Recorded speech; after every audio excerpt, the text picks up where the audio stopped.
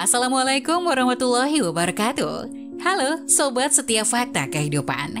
Tidak lupa kami sampaikan salam sehat, salam sejahtera, semoga tercurah segala bentuk kebaikan dan juga kita semua dalam lindungannya.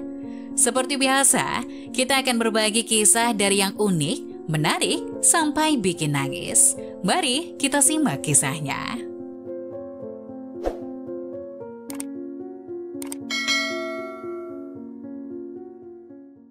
Demi menyelamatkan seorang bocah yang mencuri ayam, dia memilih berbohong.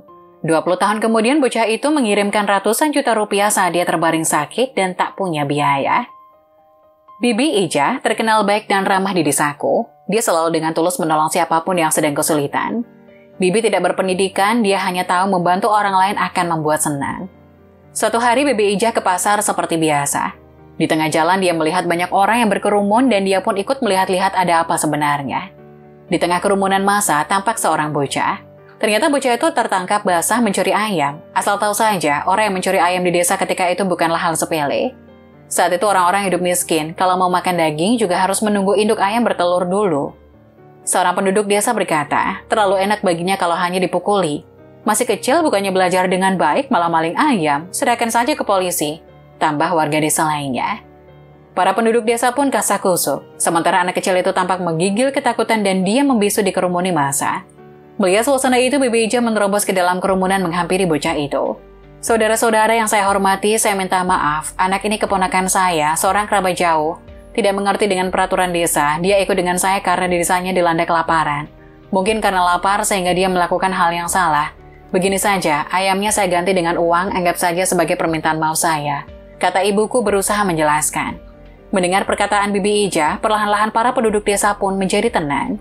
Seorang penduduk desa berkata, Bibi Ija, saya tidak pernah mendengar kamu punya kerabat jauh. Ayah dan ibu anak ini bernasib malang, meninggal saat dia masih kecil.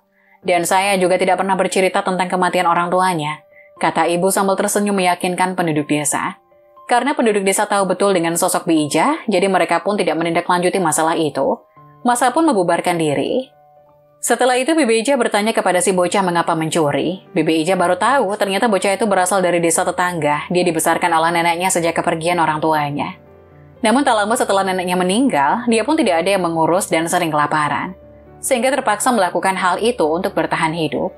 Karena kasihan dan tidak tega, Bibi Ija kemudian membawa pulang anak itu dan tinggal beberapa hari di rumahnya. Supaya tidak mencuri lagi, Bibi Ija mencarikan pekerjaan untuk anak itu dan memberinya sejumlah uang. Menasihati anak itu tidak boleh mencuri lagi. Bocah itu pun berlutut di hadapan Bibi sambil meneteskan air mata.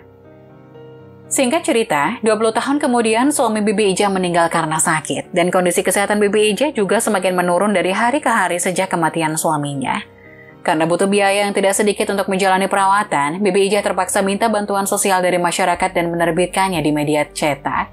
Tak disangka keesokan harinya, seseorang menyumbang sekitar 250 juta rupiah dan Bibi Ija tertegun ketika melihat sosok orang yang berdiri di depannya. Betapa tidak, orang itu adalah anak kecil yang mencuri ayam ketika itu. Dia mencengkram tangan Bibi Ija dan berkata, Bibi, saya banyak belajar berkat pertolongan dan nasihat Bibi ketika itu, sehingga saya tidak tersesat ke jalan yang salah. Meski sudah puluhan tahun, tapi saya selalu mengingat pertolongan Bibi ketika itu. Dan hidup saya sekarang jauh lebih baik, saya akan terus berbuat amal membantu lebih banyak orang yang membutuhkan bantuan, sebagaimana yang pernah Bibi ajarkan pada saya. Arman, si bocah yang dulu mencuri ayam dan diselamatkan ibu itu, kini sukses menjadi pengusaha. Mata Bibi Ija tampak berkaca-kaca dan meneteskan air mata ketika melihatnya.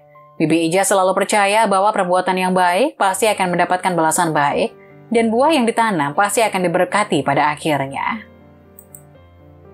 Nah, bagaimana menurut kalian? Jangan lupa tulis pendapat kalian di kolom komentar ya. Wassalamualaikum warahmatullahi wabarakatuh.